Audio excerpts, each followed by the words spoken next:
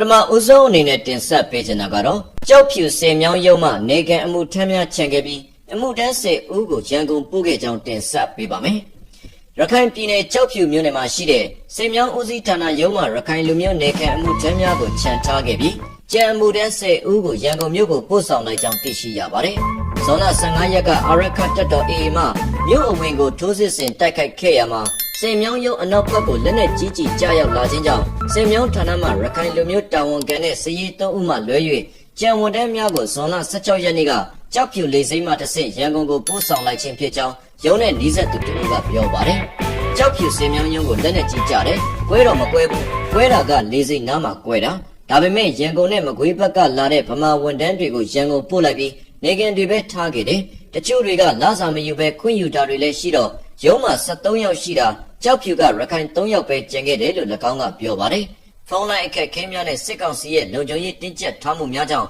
စင်မြောင်းရုံးနဲ့နှီးဆက်သူကိုယနေ့ဇွန်လ22ရက်နေ့မှသာဆက်သွယ်မြင်းမြန်းနိုင်ခြင်းဖြစ်ပါတယ်။ဇွန်လ15ရက်နေ့ကအာရခတပ်တော် AA ကပြစ်ခတ်လိုက်တဲ့လက်နက်ကြီးကြီးများအနက်လေစိမ့်နဲ့ကိုင်းနေရအကွာမှာတလုံးကျရောက်ပေါက်ကွဲခဲ့ပြီးတလုံးမှာစင်မြောင်းရုံးအနောက်ဘက်ကိုကျရောက်ခဲ့ပေမဲ့လည်းပေါက်ကွဲမှုတော့မရှိခဲ့ပါဘူး။စစ်ကောင်စီလက်အောက်ခံစိုက်ပျိုးရေးမွေးမြူရေးနဲ့စင်မြောင်းဝန်ကြီးဌာနလက်အောက်မှာရှိတဲ့ကြောက်ဖြူမြို့နယ်စင်မြောင်းဦးစီးဌာနဟာလေစိမ့်နဲ့မလန့်မကန့်မှာတည်ရှိပြီးကြောက်ဖြူမြို့မြစ်ကပါမြေထိန်းနေရများထိန်းသိမ်းခြင်းလုပ်ငန်းများကိုအဓိကဆောင်ရွက်တဲ့ဌာနဖြစ်ပါတယ်။အထွေထွေအုပ်ချုပ်ရေးဦးစီးဌာနခရိုင်စီမံကိန်းရုံးခရိုင်တရားရုံးမှအမှုထမ်းများကတော့လက်ရှိအချိန်ထိရုံးတက်ကလုပ်ငန်းလည်ပတ်နေစေဖြစ်ပါတယ်။ကြောက်ဖြူမြို့ပေါ်ကိုအာရခတပ်တော် AA ရဲ့ဒိုးစစ်များနီးကပ်လာနေပေမဲ့လည်းစစ်ကောင်စီလက်အောက်ခံစာတင်ကျောင်းများနဲ့ဌာနဆိုင်ရာရုံးများကိုတော့ဆက်လက်ဖွင့်လှစ်ရန်ဖိအားပေးနေကြောင်းမြို့ခံများထံကနေသိရှိရပါတယ်။စစ်ကောင်စီဟာ၎င်းနဲ့နှီးဆက်သူများအစိုးရဝန်ထမ်းများကိုလေကြောင်းခရီးသွားလာခွင့်ပြုထားပေမဲ့လည်းတာမန်အယက်သားပြည်သူများကိုတော့နာမကျန်းသူများကလွဲပြီး2024ခုနှစ်ဖေဖော်ဝါရီလ15ရက်နေ့မှစတင်ကလေဆိပ်အဝင်အထွက်ကိုတင်းကျပ်ကန့်သတ်ပြီးလဝကထောက်ခံစာမရှိပါကခရီးသွားလာခွင့်မပြုကြောင်းသိရပါတယ်။လက်ရှိမှာရက်တရင်32အနီးပြိုင်စိတ်ကြီးကြေးရွာနဲ့တညဝတီရေတပ်ဌာနချုပ်မလက်မကန့်မှာရှိတဲ့ကက်တပြေကြေးရွာအနီးမှာတိုက်ပွဲတွေပြင်းထန်နေပါတယ်။ AA အနေနဲ့ရခိုင်ပြည်နယ်မှာအနောက်ပိုင်းတိုင်းစစ်ဌာနချုပ်နပခအပါအဝင်မြို့14မြို့ကိုသိမ်းပိုက်ထိန်းချုပ်ထားပြီးပင်လယ်ကမ်းရိုးတန်းဒေသများဖြစ်တဲ့စစ်တွေကြောက်ဖြူမန်အောင်တို့ကိုဆက်လက်သိမ်းပိုက်ရန်ကြိုးပမ်းနေပါတယ်ခင်ဗျာဆက်လက်တင်ဆက်ပေးခြင်းတဲ့သတင်းကတော့စစ်တပ်စစ်ကူစစ်ကြောင်းကျုံတိုးကော့ကရိတ်လမ်းပိုင်းမှာတိုက်ခိုက်ခံရကြောင်းတင်ဆက်ပေးပါမယ်ခင်ဗျာကရင်ပြည်နယ်အတွင်းကအောင်စရစစ်ကြောင်းစီကိုစစ်ကူပေးဖို့ကျုံတိုးမြို့ကတက်လာတဲ့စစ်ကောင်စီတပ်စစ်ကြောင်းနဲ့ကျုံတိုးကော့ကရိတ်လမ်းပိုင်းမှာမွန်ကရင်ပူးပေါင်းတပ်တွေကြားတိုက်ပွဲပြင်းထန်ခဲ့တယ်လို့မွန်ပြည်လွတ်မြောက်ရေးတပ်တော် MLA ကသတင်းထုတ်ပြန်ပါတယ်။တိုက်ပွဲဟာဇွန်လ19ရက်ကကျုံတိုးကော့ကရိတ်လမ်းပိုင်း9တိုင်ရွာအနီးမှာဖြစ်ပွားခဲ့တာဖြစ်ပြီး9နာရီကျော်ကြာထိတွေ့တိုက်ပွဲဖြစ်ပွားခဲ့တယ်လို့ MLA ကအသိပေးထားပါတယ်။စစ်ကောင်စီတပ်ဘက်ကတပ်မ44နဲ့တပ်မ55လက်အောက်ခံတပ်တွေပါဝင်ပြီးတရင်မှုအပါအဝင်10ဦးခန့်ထိခိုက်ဒဏ်ရာရတယ်လို့30ထက်မနည်းသေဆုံးခဲ့တယ်လို့ MLA ကဆိုထားပါတယ်။နှစ်ဖက်ထိတွေ့တိုက်ပွဲဖြစ်ပွားပြီးနောက်နေမီရှင်းလင်းချိန်မှာလက်နက်ခဲယမ်းနဲ့စစ်အုံဆောင်ပစ္စည်းတွေကိုသိမ်းဆည်းရမိပြီးတိုက်ပွဲကြောင့်လူထုထိခိုက်ဒေဆုံးမှုမရှိဘူးလို့လည်း MLA ရဲ့သတင်းထုတ်ပြန်ချက်မှာထည့်သွင်းဖော်ပြထားပါတယ်။စစ်ကောင်စီတပ်ဟာကျုံတို့မြို့စီကိုစစ်ကြောင်းထိုးနေတာကြောင့်အနီးတစ်ဝိုက်ကြီးရွာတွေကဒေသခံတွေအနေနဲ့လက်နက်ကြီးနဲ့လေကြောင်းရန်ကိုတတိပြုနေထိုင်ကြဖို့လဲ MLA ကတိုက်တွန်းထားပါတယ်။ကျုံတို့မြို့အသိမ်းမခံရရေးနဲ့19မိုင်ခန့်ရှည်လျားတဲ့ကျုံတိုးကော့ကရိတ်လမ်းပိုင်းကိုပြန်လည်စုံမထိန်းချုပ်နိုင်ဖို့အတွက်စစ်ကောင်စီတပ်ဟာကျုံတိုးမြို့တစ်ဖက်ကဖအံမြို့နယ်ဂျိုင်းရွာအုပ်စုရုံးမဟာကြီးရွာမှာအုပ်စုဖွဲ့ပြီးမြေပြင်ကနေစစ်ကြောင်းထိုးဖို့ကြိုးပမ်းခဲ့ပါတယ်။ကျုံတိုးမြို့ပေါ်မှာတော့အမှတ်905ချီမြန်တပ်ရင်အမှတ်946ချီမြန်တပ်ရင်နဲ့ဗျူဟာစခန်းကုန်းလို့ရှိပါတယ်။အဲ့ဒီတပ်ရင်တွေဟာကော့ကရိတ်မြို့အခြေစိုက်အမှတ်7နဲ့စစ်စင်ရေးကုကဲမှုဌာနချုပ်လက်အောက်ခံတိုက်ခိုက်ရေးတပ်တွေဖြစ်ပါတယ်။ပြီးခဲ့တဲ့တကြံကာလအတွင်းကျုံတိုးမြို့အနီးဝန်းကျင်နဲ့ကျုံတိုးကော့ကရိတ်လမ်းပိုင်းမှာတိုက်ပွဲတွေဖြစ်ပွားခဲ့ပါသေးတယ်ခင်ဗျာနောက်ထပ်သိရှိရတဲ့သတင်းကတော့မန္တလေးကရွှေဆိုင်အချို့အမျိုးသားတွေဝင်ရောက်ခွင့်တားမြစ်ထားကြောင်းတင်ဆက်ပေးပါမယ်ခင်ဗျာမန္တလေးကရွှေဆိုင်တချို့အမျိုးသားတွေဝင်ရောက်ခွင့်တားမြစ်ထားတယ်လို့မြို့ခံတွေကပြောပါတယ်မန္တလေးမှာရွှေဆိုင်တွေမကြာခဏဓမြတိုက်ခံနေရတာကြောင့်ရွှေဆိုင်တွေဟာလုံခြုံရေးပူကယူဆိုင်လာကြောင်းဓမြတိုက်သူတွေဟာအမျိုးသားတွေဖြစ်လေရှိတာကြောင့်အမျိုးသားတွေရွှေဆိုင်တွေကိုဝင်ရောက်တာကန့်သက်တာတွေရှိတာကြောင့်မြို့ခံတွေကပြောပါတယ်ချမ်းမြသာစီမြို့နယ်တဲကရွှေဆိုင်တစ်ဆိုင်ဆိုရင်အမျိုးသားများလုံးဝမဝင်ရဆိုပြီးစာရန်ဝင်ဝမှာဗီနိုင်းနဲ့ခြေထားကြောင်းမြို့ခံတွေကပြောပါတယ် မျိုးသားတွေဆိုရင်မဝင်ရဘူးအပြင်မှာပဲထိုင်ဆောင်ရတယ်လို့တွားရောက်ဝယ်ယူဘူးသူတူကပြောပါတယ်တချို့ဆိုင်တွေကတော့အမျိုးသားတွေကိုဝင်ခွင့်ပေးခဲ့ပေမဲ့စိုက်ကယ်အုပ်ထုပ်ဆောင်တာမျက်မှန်တက်တာ Max တက်တာတွေဆိုရင်ဝင်ခွင့်မပေးဘူးလို့မြို့ခံတွေကပြောပါတယ်ဒါအပြင်ရွှေဆိုင်တွေဟာလုံခြုံရေးဝန်ထမ်းအများအပြားနဲ့အဆင့်ဆင့်ပိတ်ဆို့ထားပြီးဆိုင်တကားကိုလည်းအနှဲငယ်ပဲဖွင့်ကရောင်းချနေတယ်လို့သိရပါတယ်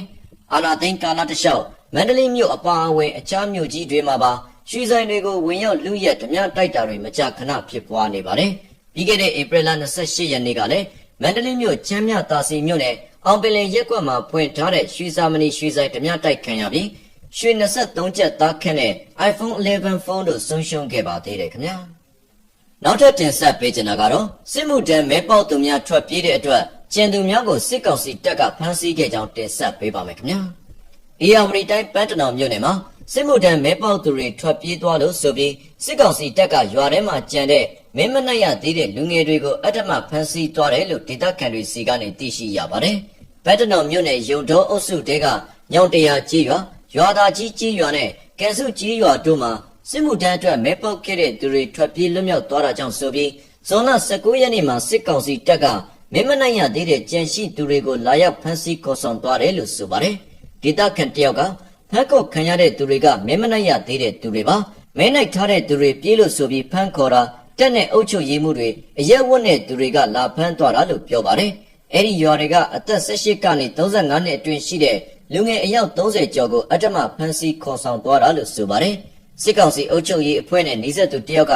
စစ်မှုထမ်းကိစ္စနဲ့ဖမ်းဆီးထားတာဟုတ်ပါတယ်တက်ကဖမ်းတာလို့သိရတယ်ဘယ်မှာထားရတယ်ဆိုတာတော့မသိပါဘူးစစ်ကောင်စီတပ်ရဲ့ဗိုလ်မှူးဆိုသူအမိန့်နဲ့ဖမ်းဆီးထားတာလို့ပြောပါတယ်လူငယ်တွေဖမ်းဆီးခံရတဲ့ကြီးရွာတွေဟာစစ်မှုထမ်းအစားထိုး9ရန်ကြီးအဖြစ်လစဉ်တအိမ်ကိုကျပ်1000စီအုပ်ချုပ်ရေးမှုကိုထည့်နေရတဲ့ရွာတွေဖြစ်တယ်လို့ဆိုပါတယ်ပြီးခဲ့တဲ့ဖေဖော်ဝါရီလ18ရက်နေ့ကလည်းဒနုဖြူမြို့နယ်အုံးပင်ကွင်းကြီးရွာစစ်ကောင်စီကအုပ်ချုပ်ရေးမှုကစစ်မှုထမ်းအပတ်စဉ်30အတွက်ရွာတွေကကိုမင်းမင်းဆိုသူကိုဖမ်းဆီးပြီးတခြားရွာအတွက်လူစားထိုးစစ်မှုထမ်းတပ်သားအဖြစ်ငွေကျပ်390နဲ့ရောင်းစားခဲ့သေးတယ်လို့ဒေသခံတွေစီကနေသိရှိရပါတယ်ခင်ဗျာနောက်ထပ်တင်ဆက်ပေးခြင်းတဲ့သတင်းကတော့အီရန်ကိုအမေရိကန်ရဲ့အင်အားသုံးမှုအပေါ်အထူးစိုးရိမ်ကြောင်းကုလသမဂ္ဂအကြီးအကဲပြောဆိုခဲ့ကြောင်းတင်ဆက်ပေးပါမယ်ခင်ဗျာအီရန်ရဲ့နျူကလ িয়ার ဆိုင်ရာအဆောက်အုံတွေကိုအမေရိကန်ကပုံကျဲခဲ့တဲ့လုပ်ရက်နဲ့ပတ်သက်ပြီးအထူးစိုးရိမ်မိကြောင်းကုလသမဂ္ဂအကြီးအကဲကပြောကြားခဲ့ပါတယ်။အစ္စရေးနဲ့အီရန်ပဋိပက္ခမှာအမေရိကန်ကတိုက်ရိုက်ပါဝင်လာမှုဟာ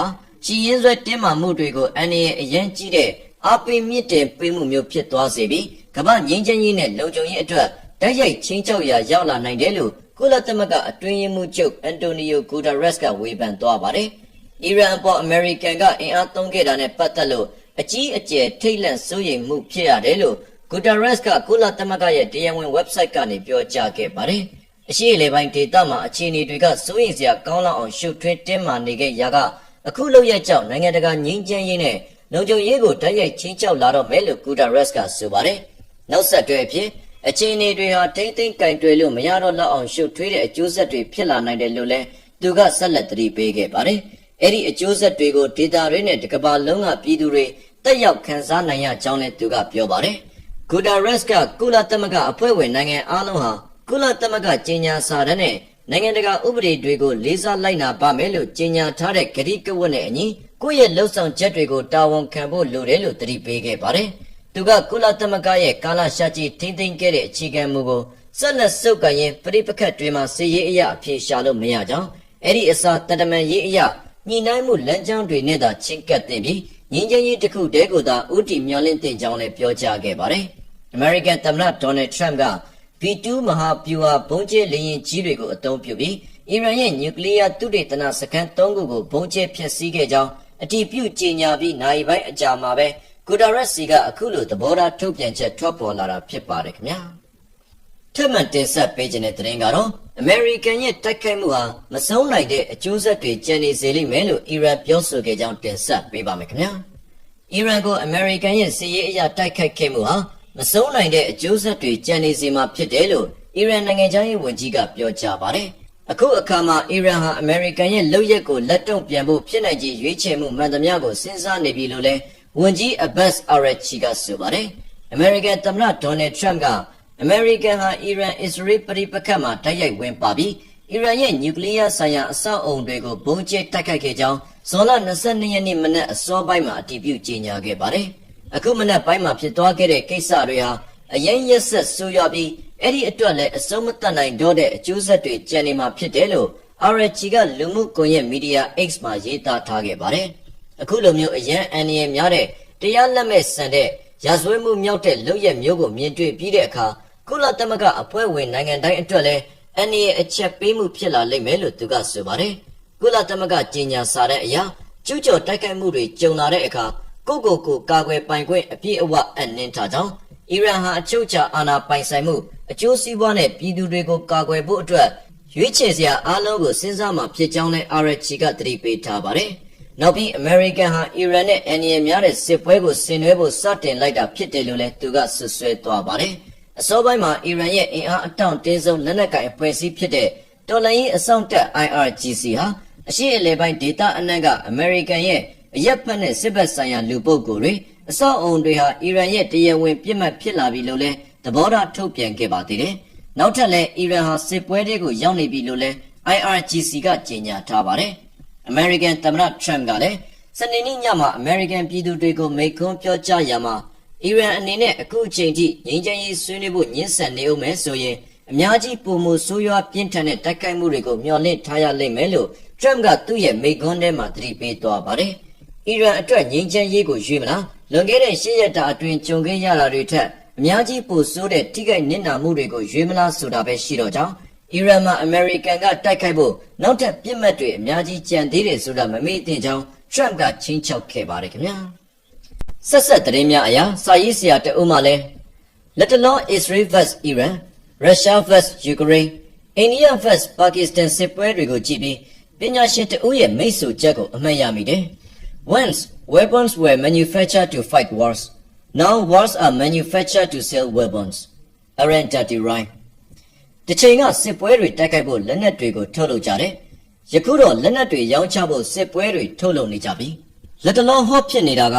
Israel-Iran စစ်ပွဲဖြစ်ပြီးအဆင့်မြင့်တဲ့လက်နက်တွေနဲ့တိုက်ခိုက်နေကြတယ်။ Israel ကတော့ Iran ညူလက်နက်မထုတ်လုပ်နိုင်ရေးအတွက် nuclear plants တွေကိုတိုက်ခိုက်နေပြီး Iran ကလည်း hypersonic missile တွေနဲ့ Israel မြို့တွေကိုတိုက်ခိုက်နေတယ်။လက်တလုံးစစ်ရေးပဋိပက္ခတွေကရက်စဲဖို့မရှိဘဲတာဂက်ကိုရောက်အောင်တွားနေတယ်။ Israel ကအီရန်ကိုလက်အုပ်မှုယူစတင်တိုက်ခိုက်ခဲ့ပြီးအီရန်တော်လှန်ရေးအစောင့်တပ်ရဲ့တပ်မှုချုပ်တွေတပ်မှုတွေနျူကလ িয়ার ပညာရှင်တွေနဲ့အီရန်ရဲ့အဓိပတိအယာတိုလာခါမီနီရဲ့လက်ရုံးနိုင်ငံရေးသမားတွေကိုကိစ္စတုံးလိုက်တယ်။အီရန်ရဲ့နျူကလ িয়ার စိုက်တွေတော်လှန်ရေးအစောင့်တပ်ပင်မရုံးချုပ်တွေကိုစိတ်တိုင်းကျဖျက်ဆီးဖို့အီရန်ရဲ့လေကြောင်းရန်ကာကွယ်ရေးစနစ်ကိုဖျက်ဆီးပြီးစိတ်တိုင်းကျအီရန်ဝေဟင်မှာတိုက်ခိုက်နေတယ်။အီရန်ကလည်းမခေဘူး။အသေးခံ drone လို့နာမည်ကြီးတဲ့ Shahed drone တွေနဲ့အတန်ထက်မြန်တဲ့ hypersonic missile တွေနဲ့ Israel မြို့တွေဖြစ်တဲ့ Haifa, Tel Aviv နဲ့ Jerusalem ကိုတိုက်ခိုက်ခဲ့တယ်။ Israel အနေနဲ့အစပထမပိုင်းမှာ Iron drone တွေနဲ့ပစ်ချခဲ့ပေမဲ့စစ်စရိတ်ကုန်ကျမှုများတာကြောင့်အီရန်ပစ်တဲ့တချို့ missile တွေလွတ်ထွက်ပြီးအရက်သားတွေနေရာတွေစစ်ရုံတွေထိခိုက်တေကျေကုန်ကြတယ်။ဒီနေရာမှာ Israel ရဲ့လက်ကွက်ပရိရဲ့ deception ကိုတွေ့ရတယ်။အီရန်ကိုတိုက်ခိုက်တယ်ဆိုတာ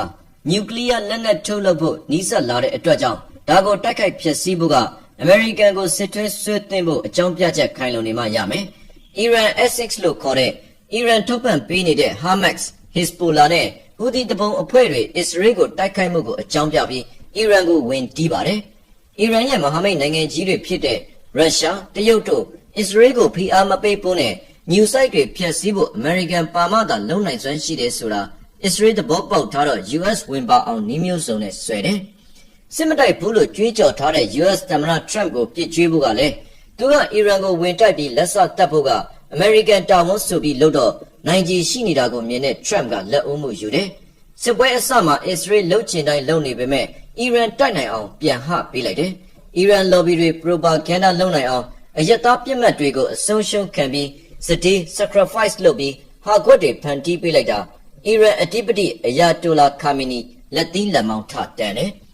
ဒီမတိုင်ခင်က Trump ကလည်းခါမီနီကိုကျွင်းချက်မရှိလက်နက်ချဖို့ငြိမ်းချမ်းရေးစကားဝိုင်းအမြန်လုပ်ဖို့ပြောထားပြီးအယာတိုလာခါမီနီဘယ်မှာပုံနေတယ်ဆိုတာသိကြောင်ကြွယ်ပါတယ်။မဟုတ်ရင်လားပင်စင်ပေးမယ်လို့ချင်းချောက်ခဲ့တယ်။အီရန်ရဲ့အတန်ထက်မြန်တဲ့ hypersonic missile တွေအစ္စရေးမြို့တွေကိုဖျက်ဆီးနိုင်လို့အယာတိုလာလဲ အစ္စရေးကျုံသွင်းကွက်တဲကိုဝင်လာပြီးမိုက်သွေးကြွလာတယ်။နောက်ပြီး Trump ကစီးပွားရေးသမားဖြစ်လို့စီးရေးအရအီရန်ကိုတိုက်ခိုက်ဖို့မရှိဘူးဆိုပြီးအီရန်ဘက်ကကောက်ချက်ဆွဲပြီးအကယ်၍ American သာတိုက်ခိုက်လာခဲ့ရင်အရှိအလေပိုင်းမှာရှိတဲ့ American စစ်စခန်းတွေကိုတိုက်ခိုက်မယ်လို့ကြုံရတယ်။သတင်းပတ်နှစ်ပတ်အတွင်း American ကဒီစစ်ပွဲမှာပါဝင်မပါဝင်ဖို့ဆုံးဖြတ်မယ်လို့ Trump လေတံပြစ်တာကိုခါမေနီနဲ့ကျင်းတွေပေါက် American ဝင်ပါမှာမဟုတ်ဘူးလို့ထင်ပြီးပြည့်ရပြူတယ်။အမှန်တော့ Israel ကျုံသွင်းကွက်ထဲကိုဝင်သွားတာ။အခုတော့အီရန်အဓိပတိရဲ့အနေထားကဂျိုးဒန်လမ်းလျှောက်နေရပြီ။ဇွန်လ21ရက်ညပိုင်းလောက်မှာ American ကအီရန်ရဲ့နျူကလ িয়ার တပ်ဆင်စက်ရုံ3ခုဖြစ်တဲ့